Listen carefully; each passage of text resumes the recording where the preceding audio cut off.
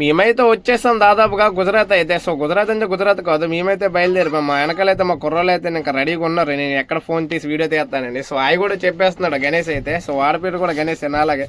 So అదే కాకుండా మనమైతే విశాఖపట్నం రైల్వే స్టేషన్కి అయితే వచ్చేసాం. ముందుగా అయితే ట్యాక్సీ జర్నీ అయితే అయిపోయింది ఇంటికా నుంచి.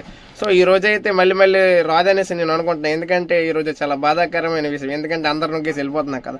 మనమైతే ట్రైన్లోనైతే ఉన్నాం దాదాపుగా. సో కిచెన్ రూమ్కి అయితే వచ్చేసాం, చూస్తున్నారు కదా ఎలాగుంది. ఇక్కడైతే వంట చేసి సప్లై అనేది చేస్తారు.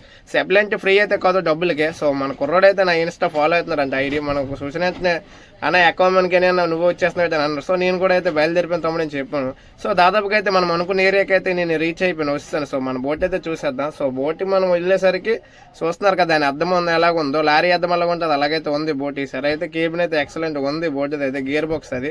సో సామాన్ చూస్తున్నారు కదా అక్కడ ఉన్నాయి, ఎందుకంటే నీకు పనులు అయితే అవుతుంది. సో ఎక్కడ సామాన్ అక్కడైతే ఉన్నాయి, ఈ పనులు అయితే మేము దాదాపు తీసుకోవాలి. ఓకే బాయ్ ఫ్రెండ్, నెక్స్ట్ వీడియోలో.